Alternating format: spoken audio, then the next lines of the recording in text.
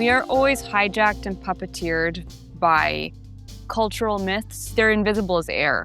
We don't think of them as being fictional or as being stories, but they are. And we become their characters and we play out narratives that we didn't individually author. And I think that one of the most liberatory things you can do is you can realize that you're in a story you didn't write and you can choose to exit it. And you can choose to tell a new story and to stop letting yourself be a character in someone else's ecocidal narrative of domination and separation.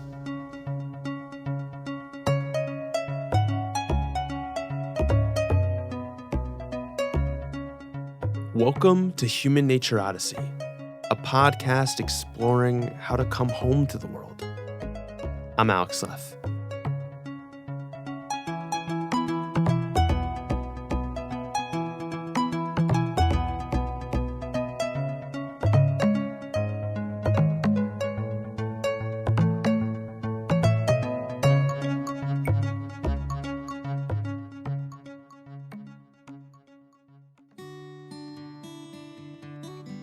There's always that moment on a long hike when you've got to rest for a bit, take a swig of water, and gaze out over the landscape you've been traversing.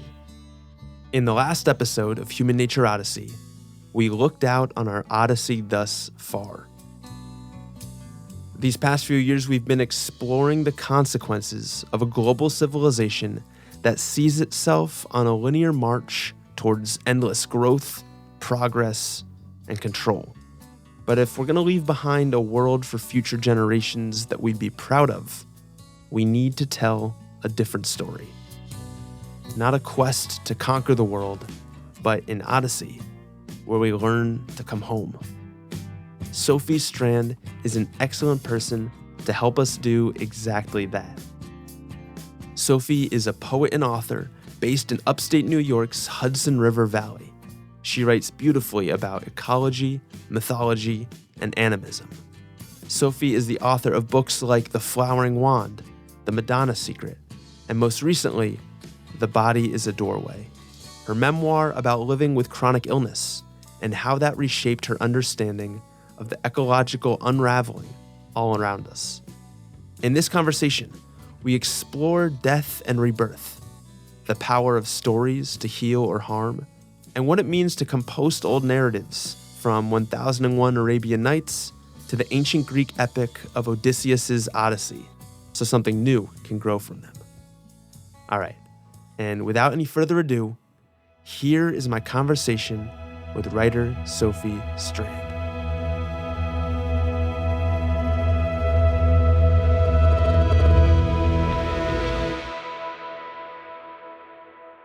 So for our conversation today, essentially I have a sense of the river that I'd love to navigate together, but there will be unexpected banks we can stop at and eddies to explore. And thank you again for taking the time to talk today. I'm excited to get to explore with you. Yeah, the only way I ever think anything new is by talking to someone else. So this is the Human Nature Odyssey podcast. Yeah.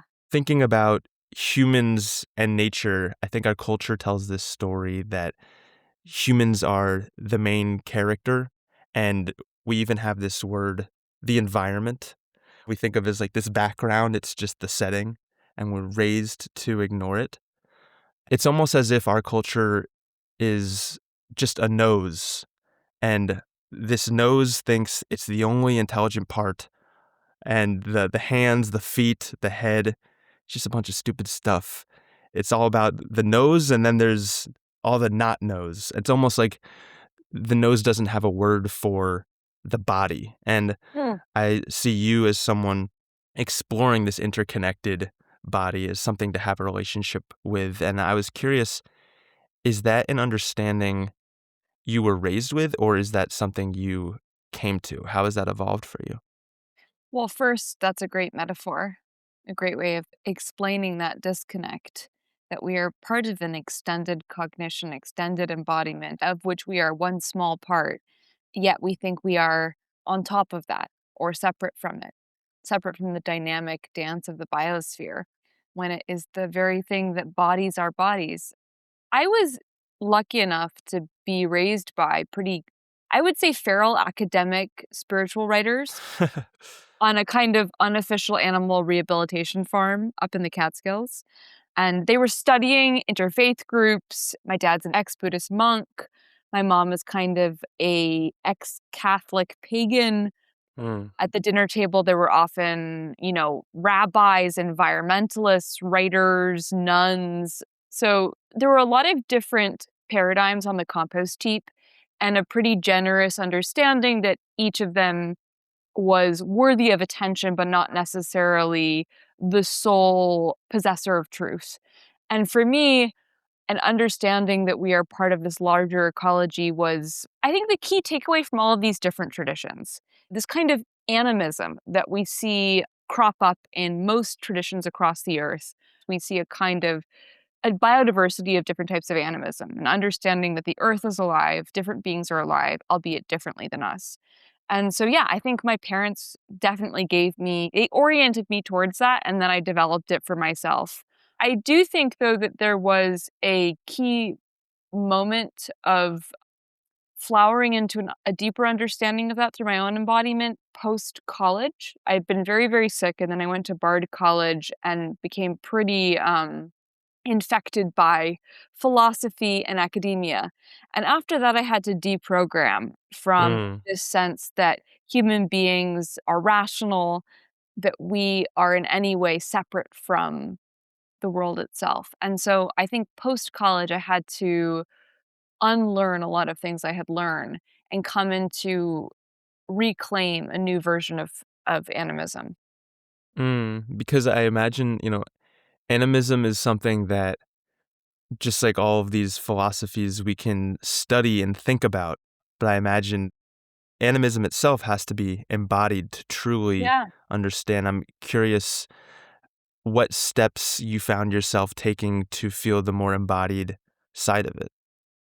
I don't think there was a heuristics to it. I think that it was something that I didn't order off the menu and came on my plate anyway, which is very serious illness with no cure, and just the desire to survive and keep making meaning. And, I fell very ill at 16 and then didn't receive a diagnosis until I was 22. And by that point, I was very, very sick. And the diagnosis came with no cure, just kind of a list of the ways my body was going to break down. So pretty demoralizing. And so for me, it was about trying to understand that even if there wasn't a cure for my body leaked well past my skin silhouette into my extended web of ecological relationships. And if I couldn't find healing or wholeness inside my own story or my own body, I could find it in that extended relationality. Mm. And so for me, it was very much about trying to come into a wider sense of aliveness, wholeness, health, well being when I couldn't perform it or complete it within a human body. I think for me, it was a moment where I was walking a lot. I actually guess a practical answer to you is that I quit smoking cigarettes. I had been smoking in college. It was very much the culture of Bard. Mm. And I was also pretty depressed as someone very, very sick and unable to find a cure, find any relief. And so I would have these moments of being like, well, it doesn't even matter. But then there was a moment where I kind of recommitted to the aliveness of the world, quit smoking, and I started walking like 10 to 15 miles a day. And that walking, I always say like I traveled hundreds of miles within like 2 miles. I Mhm. walked these loops through these farm fields near the Hudson River so many times. I like wove myself into the hawks and forsythia bushes and ginkgos, the deer, the stone, so deeply that I felt like I had an intimacy with this place that was deeper than I'd had with any human being. And it was the mundanity of those walks, the accumulation of intimacy that you can't do with just like one heroic dose experience. Yeah. Mhm. It's so antithetical to how our culture operates, which is take this pill, do this psychedelic trip, do this one thing and you'll be better. For me, I had to literally walk back into an understanding of the aliveness of the world over many, many days. Days that were much the same, not very exciting, and beginning to come back into an extended awareness. So I always say that any kind of intimacy you can weave with where you are actually rooted is pretty powerful. And if you start Hmm. to put your attention on the web of kin that show up right outside your door, they'll show up even more. I think there's a reciprocity to that. And it's really beautiful if you start to, yeah, what you're paying attention to, I believe, is paying attention to you. I love that. And I've talked about it before on the podcast, but growing up in the suburbs just outside of Philadelphia, for me, there was this abandoned country club down the street. And as far as I know, I was one of the only people I ever saw in there. And it was closed down for a decade. So all throughout high school, and then I would come back in college and it was still abandoned. And it was the most amazing place for me to explore because I got to watch this process of, the golf course becoming a prairie, and That's amazing. the private pool ended up having these cattails and lily pads and croaking frogs. I watched as the dirt and acorns just accumulated on the roofs of the abandoned buildings, and by the time I left for college, there was these little sapling trees like growing on the roofs. And yeah, it really was that repetition, going there every day I could and becoming familiar with a place. It was just such a profound sense of belonging to a place that was so juxtaposed with how I was relating to the suburban landscape I was, raised to navigate in. What kind of frameworks were you raised with? How did you come to this more animistic sensibility? I I was raised going camping a lot and really loving being outside. I was raised with Judaism, but Reconstructionist Judaism. So Huh.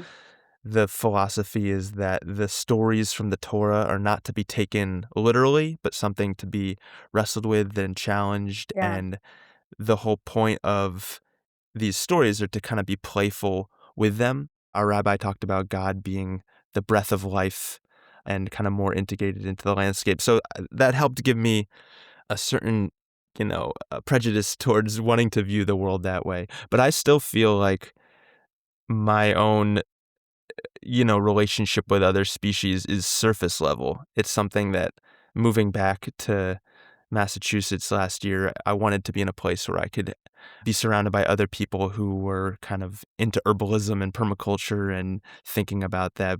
I'm curious how you view relationships with other species going beyond just because I think there's a certain kind of like projection. It's easy Yeah. for us as humans to tell ourselves we're in relation with these species, but just to exist in our culture means most of our food is not coming from the local landscape. We're not drinking the water that's flowing down the creek right by us. It's coming from a pipe. What does real relationship mean to you alongside the system we're in that keeps us so separate from it? It's a really good question. I mean, I have many different ways into this. One, I will say that I think the injunction, the kind of dominant injunction against projection and anthropocentrism is actually a covert psyop by the mechanistic paradigm. Whoa, explain that. It's much easier to extract and destroy things that you don't care about, and the best way of caring about something is by imagining it's like you. And then if you Mm, look at most folk tales across the world, they involve a certain kind of personification of elementals, plants, animals. In many different indigenous traditions, you call different species peoples. So people has nothing to do with being a human, it has to do with being a community of species that has importance and agency and isn't in any way underneath you on a chain, a hierarchy of being. I study fairy tales, and one dominant motif you see in fairy tales is you never ever want to disrespect or be egotistical when you're approaching a being that you don't understand or don't know, however small or ugly or inconsequential it may seem. Because in a fairy tale, it's very often the fairy king or the witch or someone who has immense power. And that in a fairy tales, the best way to survive is to navigate through the terrain with extreme humility, understanding that anything that you run into could be more powerful or wiser than you. mm. Maybe we don't understand what it's like to be a tree, but that means we should operate from extreme humility, that it may be much wiser and much more powerful than us. Mm. But to go back to your question about relationship, just saying that, a hawk is your totem is not a relationship. Are you actually protecting hawks? Are you paying attention to them? Are you listening to them more than you're speaking at them? Can you have a dialogue? Are you helping to Mm. preserve the environment that helps them live? So I Mhm. think a real relationship is both being responsive to each other, actually being able to hear each other, and to be invested in each other's mutual flourishing. I think the truth is that most of nature is already invested in our flourishing. And that's the most upsetting part about our ecocidal paradigm Hmm. is that no matter how hard we work to destroy our ecologies of relationship, they continue to offer us oxygen and food and sunlight and beauty. And so the person in that equation that needs to correct its addition is the human being. We need to learn how to cultivate the flourishing and the spiritual evolution and the well-being of the other species that we consider ourselves to be in relationship with. I'm curious if you'd feel comfortable sharing a little about the story of when you first got sick and Yeah. what did health mean to you before you got sick? What was your relationship to Yeah. being healthy in your body before you got sick, and how did that initially change?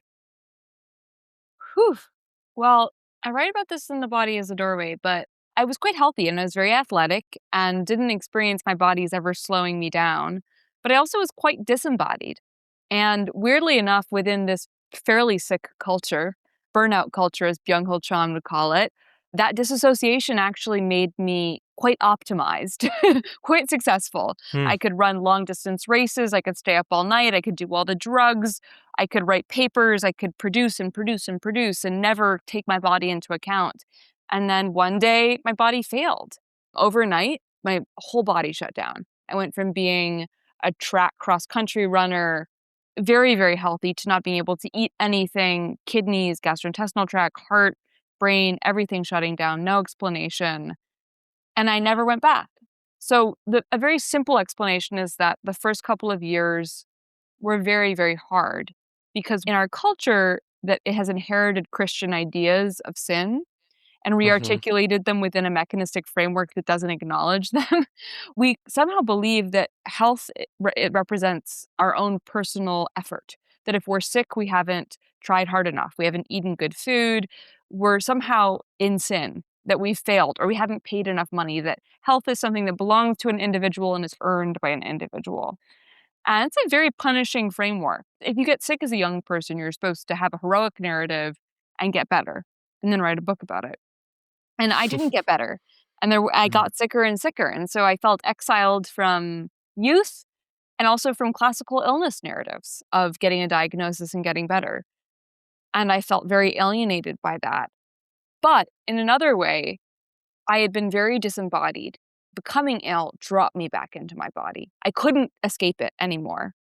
That I had to be deeply aware of how fragile it was, how much care it needed, how tied into its environment and dependent on its environment it was. And so, in some ways, I'm deeply grateful for that because I think that had I not been forced to drop back down into messy, sick, glitchy embodiment, I might have totally outrun my body. Mm. Something I'm so interested in what you write about is kind of this micro and macro relationship we as individuals have with our civilization. It almost feels like Yeah. our culture's relationship to nature that's always trying to control it and view it as this opponent to overcome plays out individually for us as well. The way that we may view like an unwieldy river that's just for some reason like rudely flooding our towns every once in a while that we have to dam, we kind of play personally with illness.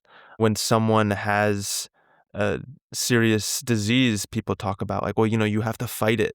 And we talk about people losing their battles to cancer and kind of putting it in that framework. Our civilizational mastery of nature also relates to how we're supposed to master our bodies. And I think on some level, I wonder if it's coming from this place of really feeling like this deep betrayal almost, as if like here we are coming into the world, part of nature, these forces that are supposed to feed us and nurture us, and now that those same forces are also bringing us illness and one day inevitably bringing us death. And I think, thinking sympathetically to our culture, there is this sense of confusion and betrayal we have towards that turns many of us against nature. And I'm curious, how did you receive those kinds of messages as someone with illness in terms of that sort of viewing it as something to overcome? And how did that relate to your relationship to nature? I do think when we get sick, we're looking for an explanation and a reason. Why did we get sick? But the truth is, it's not why did we get sick. It's how can I have a wider framework whereby me being sick or getting better isn't the end-all be-all. That there's no story that is moving along some linear continuum whereby eventually I get better and then eventually I die. We need much bigger, more ambiguous paradigms than simple human value dualisms of good and bad. Because things happen on scales that dwarf the meteor streak of a human lifetime, that we are born into stories that with our limited sensory apparatus and short lives, we will never understand. And that deep ecological perspective as someone who has a body that's breaking down, may not live as long as my peers, may not accomplish the things that I want to, can be terrifying and also extremely comforting to realize that I am woven into and a key thread in a story that well outlasts not only me, but my entire species. When we look at many different mythological paradigms or esoteric and religious inheritances, there's this idea that one life is not the only life. Mm. And that you are woven into many different generations. You are the continuation of your ancestors, preparing the way for ancestors to come. You might be reincarnated as another animal, so you better treat those animals in accordance. You may experience injustice and unfairness in one life, but then there will be other lives. And that on a very material level, your matter will be recycled into soil and feed and become other matter. Nature is inherently creative, but its creativity is so much bigger and stranger than my human narratives can possibly explain. Mm. Nature is always trying something new. In a lot of ways, illness is that edge of a species where it's experimenting with new forms of embodiment. Most of them fail, but some of them actually turn us into an ever-shifting, evolving, adapting species.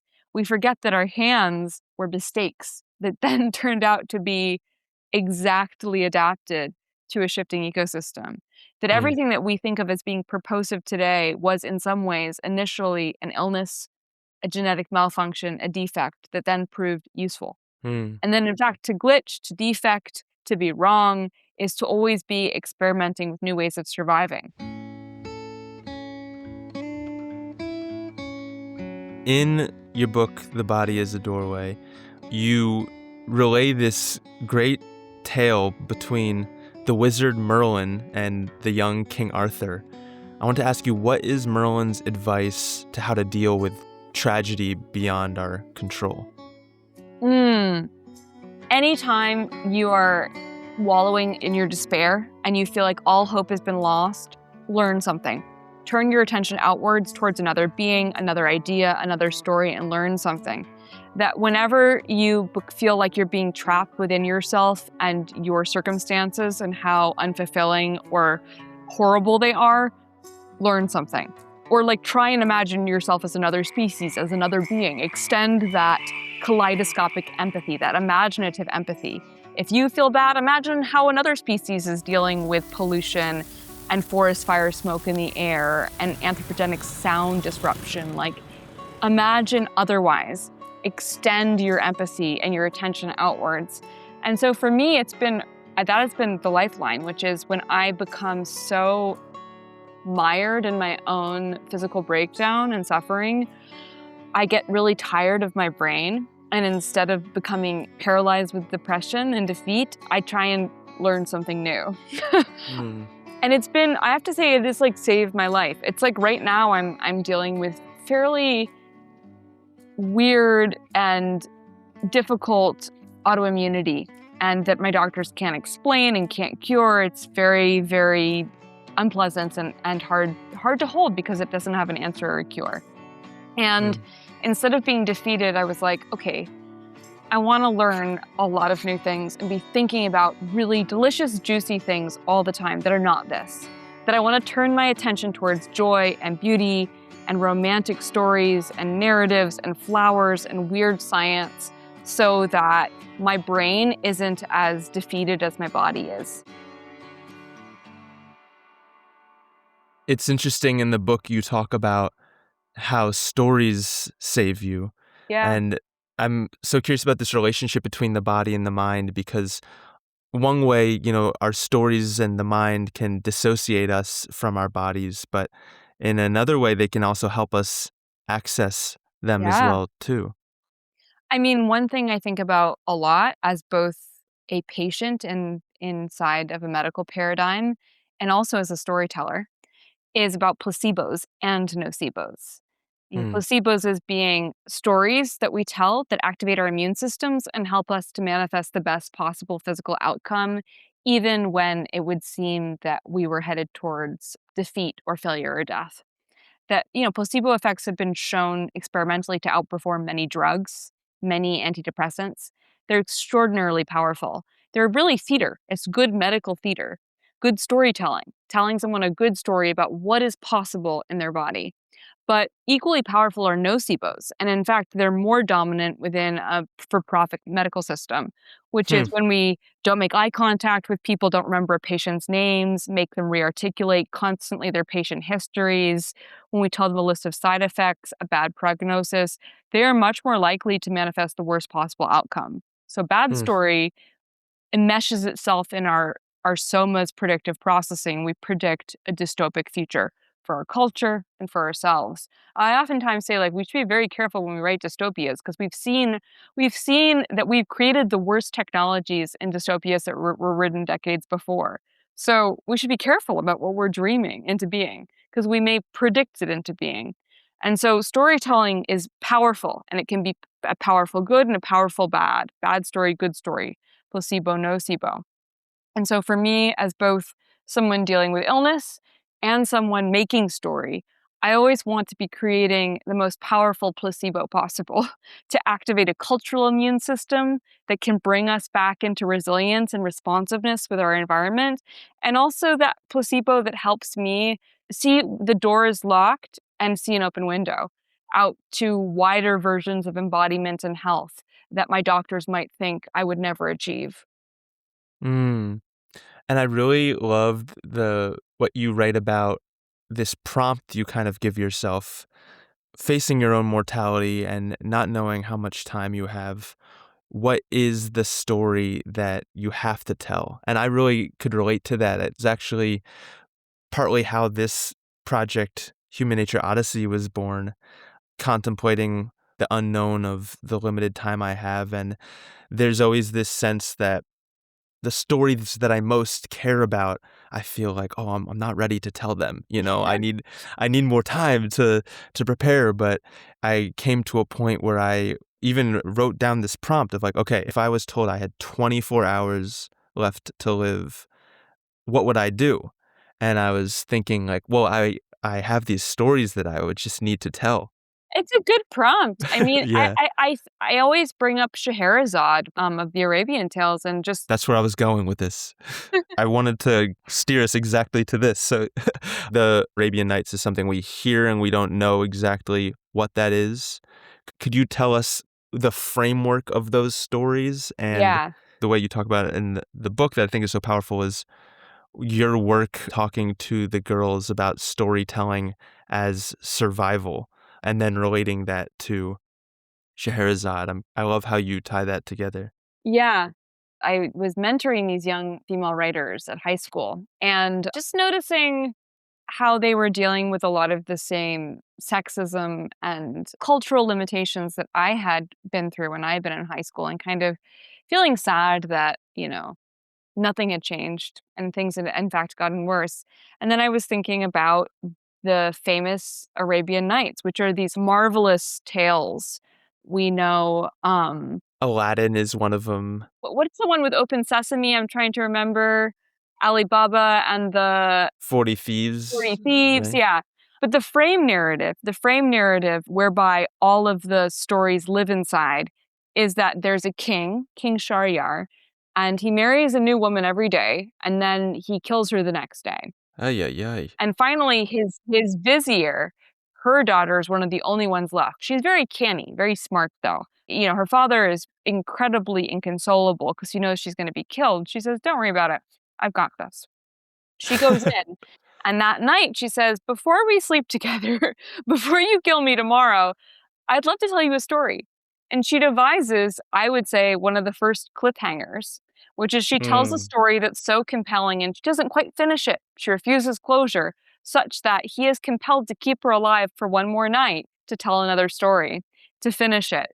Right, and she keeps this up for 1001 nights. And that is the composite body of the Arabian Tales.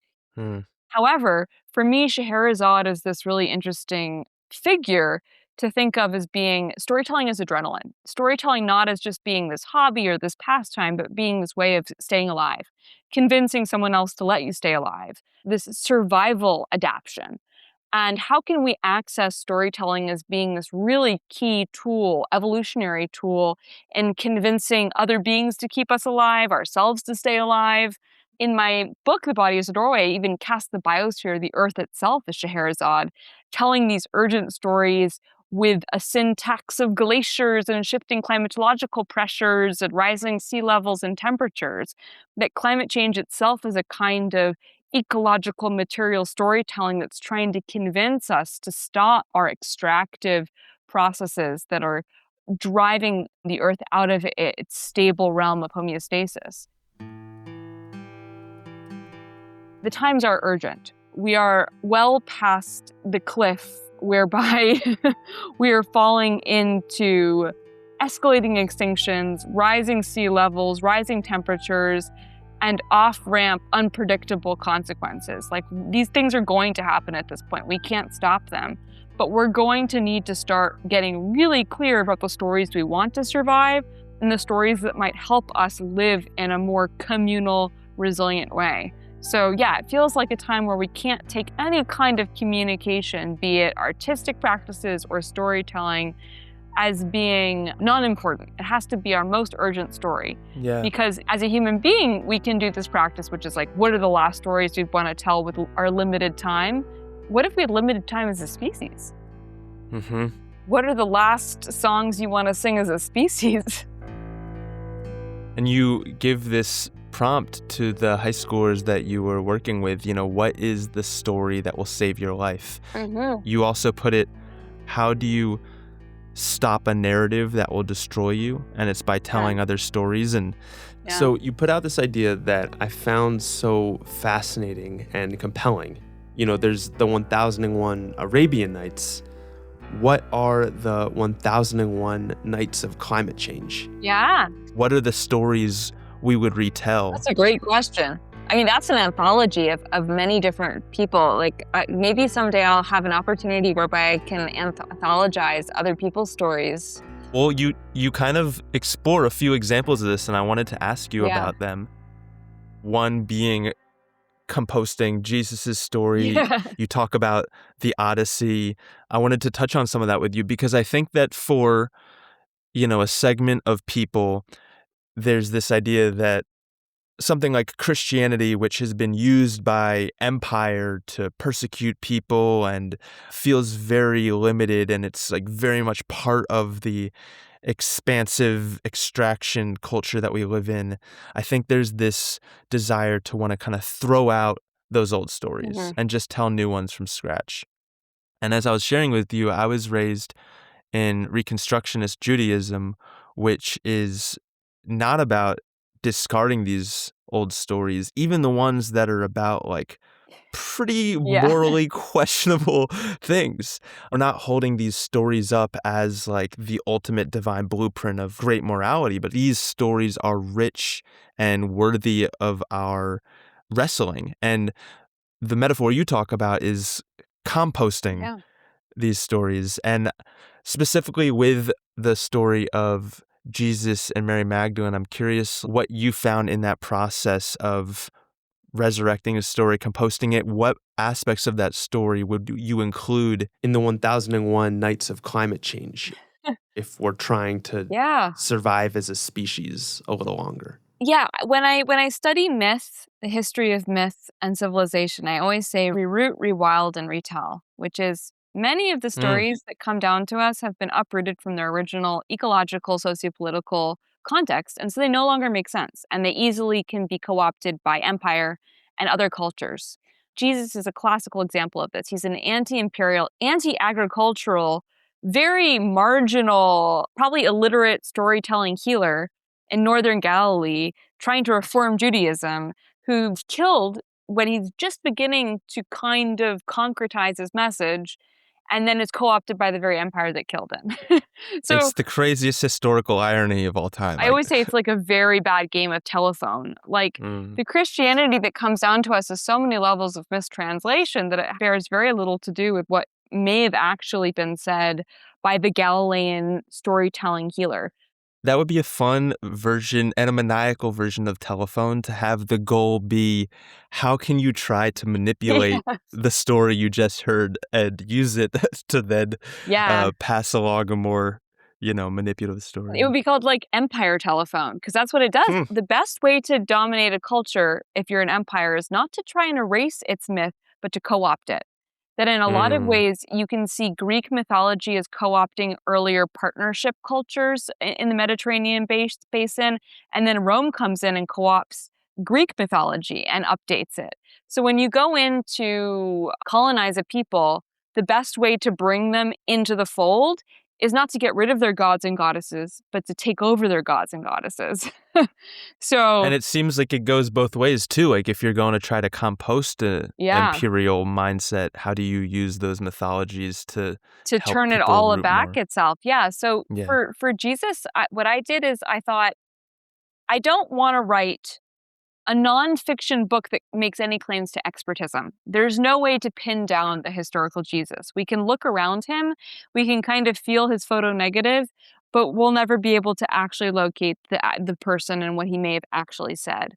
But, that was a time period where there was a lot of primary documentation by many different people. We have tons of information about that time period, both ecological, historical, competing narratives. Right, and people don't realize that, we have the 4 gospels that became Uh-huh. canonicized, but there was, dozens and dozens, I don't know, hundreds of Gnostic gospels. There were hundreds of gospels before that. The Gospel of Thomas, written in Coptic, is probably the earliest collection of apothegms attributed to Jesus. What we think of as being the primary documents of the Gospels are actually probably several generations down the line of telephone. But for me, the thing to plant back into the Jesus story, to compost, was the fact that if we look at his parables, the stories that probably are attributed to him, they're ecological. He was telling stories about the plants, the lands, the agricultural practices of a very specific place. And he was informed by a kind of folkloric animism that is Judaism before Judaism also is concretized post the destruction of the temple. So Mhm. we're also looking at a strain of Judaism that's much more based in storytelling and animism. Mhm. And it's much more a type of monolatry than it is monotheism. People don't understand that difference. Ooh, what's the distinction? Monolatry is understanding that there are tutelary land deities in any place, but yours is the one you believe in. Hmm. You have a covenant with a specific place and a specific god, but that doesn't Mm. mean that other gods don't exist. Mm. And so people don't understand that Judaism actually was a kind of monolatry. It was a very ecological, place-based covenant with a specific god born of a place Hmm. in Galilee, in northern Judea, you have psalm lines. Just like in Australia, you have song lines, you had psalm lines. You would Hmm. be passing places that were mnemonic devices to an ancestral ecological inheritance. Like stories were stored Mm. in the brain of the land. I always say that the real Torah was the land itself. Mm. And most people were illiterate at that time period, but you were walking past where Moses received that information, where David fought that battle. You were living inside these stories, and the land itself was that which gave you life and was your God. And so Wow. for me, it was, Jesus comes out of this illiterate storytelling, improvisational, adaptive kind of folkloric tradition, and we've lost that. So as I retold the story, it was important to compost it with my newer version of imagining what that could be like, a kind of ecological interruptive pedagogy. And when I say interruptive pedagogy, like he told stories that provoked people to interrupt him, that made people angry, and the Hmm. content of them was less important than the fact that it provoked conversation, that it was Hmm. about community and debate and argument and participation. Hmm. Then you also compost the story of the Odyssey as well too. This So, podcast yeah. is called Yeah. Human Nature Odyssey. I wonder what you think of the new Matt Damon version. We'll see. Yeah. I mean, for me the concept of Human Nature Odyssey was less about Yeah. the Greek mythology and more just this idea of coming home. I think is such a Yeah. powerful mythology. I think like as a culture we tend to use the language of like a linear quest, Yeah. advancement and progress, and it just goes in this one direction. Whereas I see the journey our culture and species and planet needs to go on is one of coming back home, recognizing like, oh, oof, that's so embarrassing. We weren't separate from the earth at all. But boy, have we altered and changed an extraordinary amount by telling ourselves that we have and acting as if we were separate, and how do we come home after that? So for me that's the aspect of the Odyssey that I really love. But yeah, you talk about the story itself and you focus on Odysseus's wife Penelope. And so for people who are not familiar with that story, haven't gotten to see the Matt Damon version yet, how does Penelope help Odysseus come home, and what can that teach us about coming home? Well, it's beautiful that you were framing that wider question about, yeah, homecoming and how hard it is to come home. I always think it's funny when you look at a map at Odysseus's journey and it's like such a short trip between Hmm. Troy and Ithaca, and yet it takes him so many years. And so that's a great thing to remember, which is that, when you've gone to war, when you've killed people, when you've changed, when you've lost yourself, lost your relationships with the land, the journey can look short, but it takes a long time and it's really hard. Mm. I think Penelope, I love, is such a figure. So she's the wife who waits at home in Ithaca, and she waits and waits, and Odysseus does not come back. And her father-in-law dies, and she's supposed to weave a shroud, and she promises all of her suitors, so all of these men who want to marry her, to take over Ithaca. She's also very beautiful and powerful, and they want to take her land, and they're positioned beside her. And she says, "When I finish the shroud, I will acknowledge that Odysseus is dead and never coming back from Troy." But every night she unweaves the shroud. And so for me, as a Mm. person who's very interested in the Homeric tradition as being one of rhapsoidos, which were Hmm. rhapsodes, it's a word that means to stitch together. And that the Homeric tradition was essentially oral, and there was no Homer. You stepped into the Homeric role as a storyteller. And there wasn't a memorized text. Yeah, I wanted to ask you about that. What you bring up about that Homer wasn't actually one storyteller, but maybe originated as a collection of bards whose stories got linked Yeah, together as one person. I thought that was fascinating. this is true of a lot of like Taliesin. There are a lot of bardic figures that actually they're like umbrella terms for a bardic tradition, a story Hmm. tradition. Mm-hmm. That authorship and individual identity was much less important. You stepped into a storytelling tradition and kept the story alive.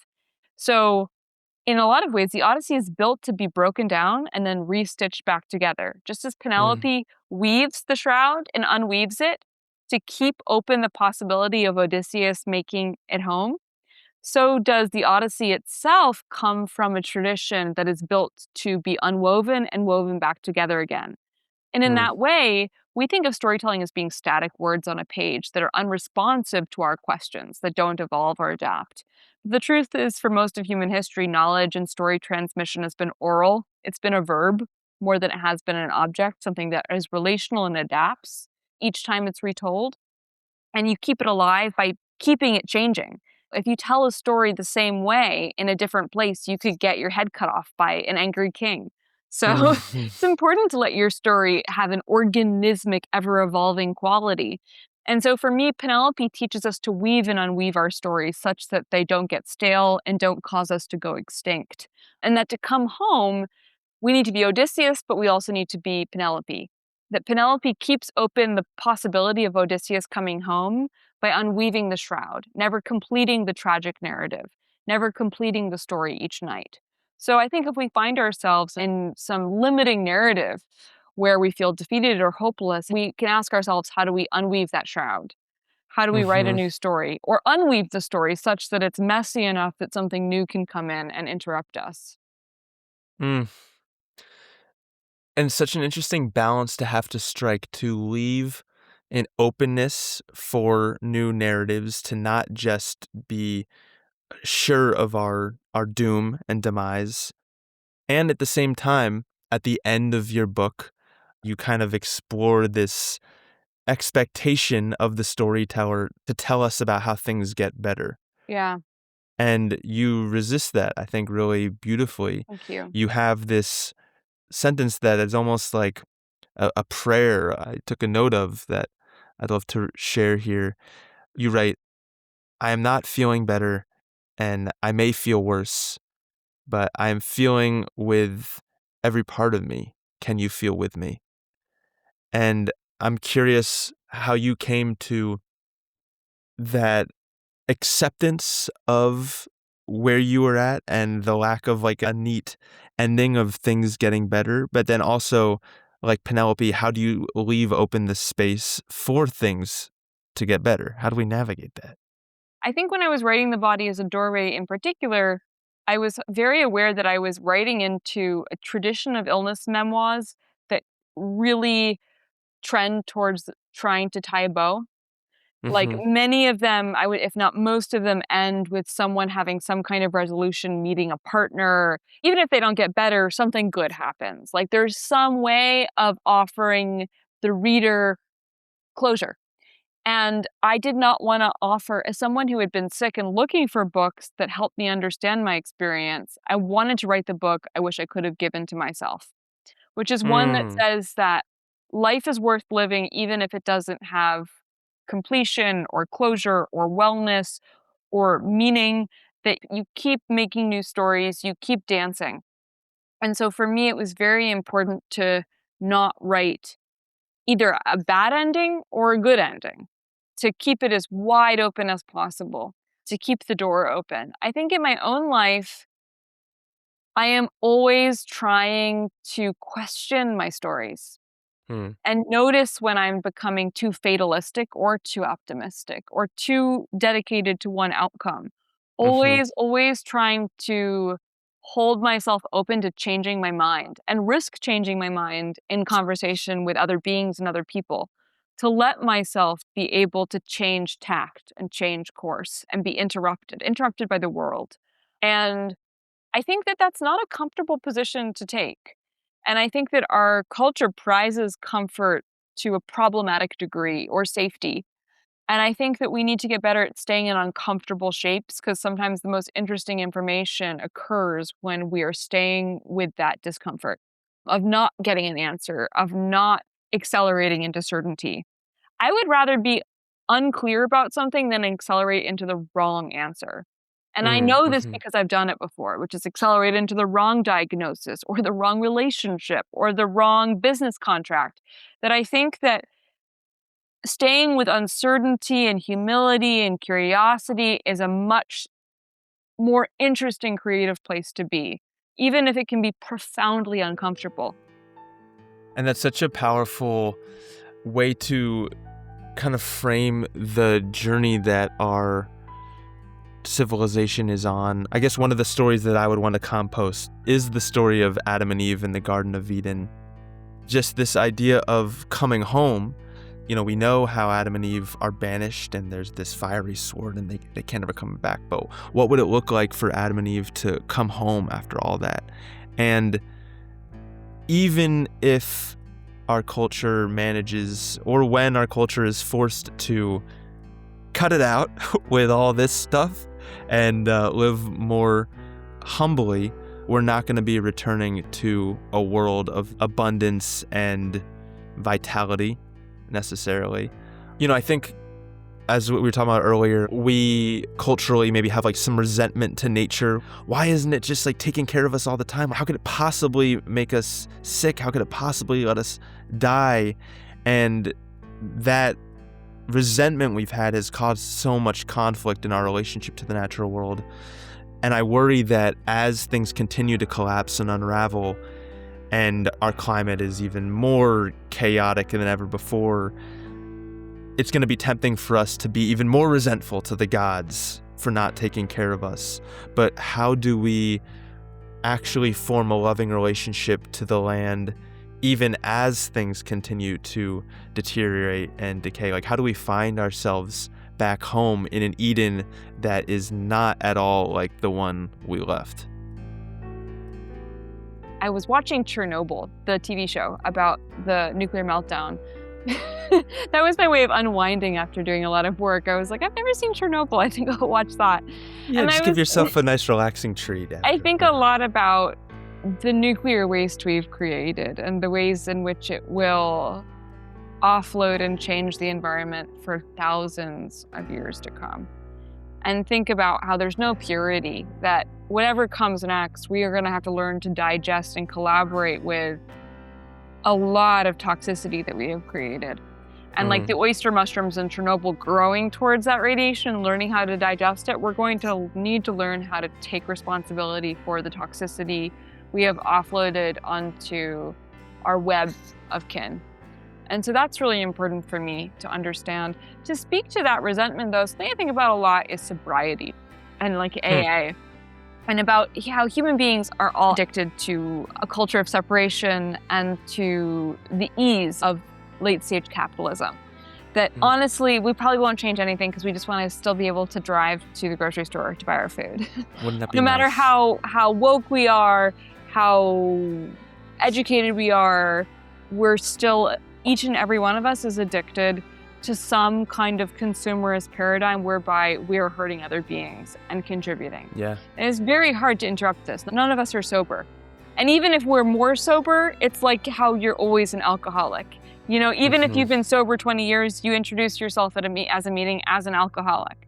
I am an addict of this culture. I'm a critic of it.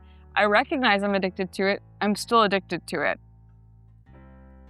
And I think resentment is a key aspect of addiction.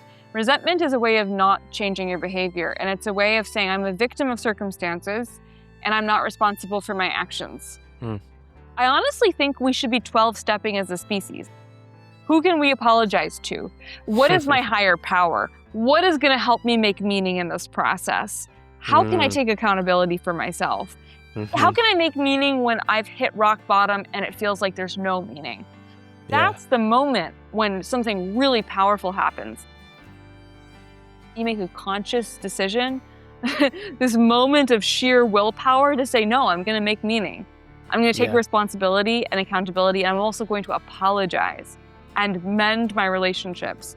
So I think there's some kind of communal sobriety that it will take people from every walk of life. It will take real sober people who've done 12-step work. It will take artists. It will take politicians. It'll take engineers. It'll take therapists. But there's some kind of communal project in civilizational sobriety that I want to be a part of. Yeah. The 12 steps of civilization, I feel like will have to be a whole other episode. That'd be I love great. that idea. I think that maybe what's keeping us from that sobriety, from keeping us from relation to nature and not as oppositional is our fear of death. Yeah. You have this wonderful line that also kind of, I feel like, functions as a prayer. You write, "If I die, let it not be seen as a failure, and if I live, let it not be mistaken for success." And I'm curious how you view death at this point in your life. You question whether something that has died really becomes inanimate. And I'm curious, what your views on death are at this point and how you look at it. I think death is the moment when life overflows its cup. The story I always bring to explicate this is that this deer was hit by a car on a very hot summer day when I was living with my parents still. I think it was like in the end of high school. And I was very, very sick by that point. So pretty incapacitated, doing school from home, in and out of the hospital, struggling with questions of mortality and decay. And very upset by this deer's death. And I went and sat with it over the next couple of days in intense heat as it stank and decayed and was churned into otherness, into microbes and maggots and beetles and flies and slugs, and was digested from the inside out. And it was gruesome, and it was one of the most powerful spiritual experiences of my life, of watching this deer that had been a single life become an ecosystem for many lives. It was this profound reminder that death is the womb of new life, that decay is the womb, the soil womb, that grows the root systems of new vegetation and new possibility. And that if you interrupt this process of decay and death, you don't have new life. Things constantly have to be recycling, breaking down, changing form. As a person who has come up close to mortality, especially in the past 3 years, I'm very scared of it. I mean, I will not lie and say I'm not scared of it, but I'm also really grateful of how it has polished my life to potency and to sparkling, cherished importance. Like, I don't want to squander anything that I'm experiencing now, knowing that life can end any day. There's no given. And what I am experiencing now is what I have. And I want to be very present and very grateful for it. I think we live as a culture, and we're taught to live as human beings in an imaginary future that is always rendering us deviant. We haven't gotten that promotion, that job, that relationship yet. And it means that we're always living in a kind of state of disassociation, non-presence. And I think for me, mortality is this very helpful, intense way of coming back into presence, of realizing, no, this is the moment I'm in. This is the day. It could be my last day. I would have no way of knowing. And I want to be extremely present for it. Thanks for listening. Until next time, I hope you'll consider what old stories would you like to compost and find new meaning in? And how might you try to better know the land you live in and the fellow beings that make that place home? Well, year 4 of Human Nature Odyssey is off and running. And along with being a monthly podcast, it also now exists on Substack, where I share bonus episodes, essays, unfinished thoughts, and behind-the-scenes reflections. This is the place to connect with other fellow travelers. It's only been a month on Substack so far, and it's been so exciting to see folks share their ideas and reflections with each other. Thank you to everyone supporting the podcast on Substack and Patreon. Over the course of the summer, I'll be transitioning the community side of HNO fully to Substack. If you've been supporting the project on Patreon, thank you, and I'd love for you to come join us over at Substack. Check your messages. I send you a message on exactly how to do this. There's going to be a lot of new stuff happening this year, and you are invited to be a part of it. If you enjoy Human Nature Odyssey, please share it with a friend and leave a friendly review. And thank you to Sophie Strand for joining us today. You can follow her work on Substack as well as Instagram. I'll link to it in the description. And thank you to the band Blind Spot for sharing the music we used in the episode today. You can listen to Blind Spot on Spotify and Bandcamp. I'll link to that as well. This series was made in association with the Post Carbon Institute. You can learn more at resilience.org. And as always, our theme music is Celestial Soda Pop by Ray Lynch. You can find a link in our show notes.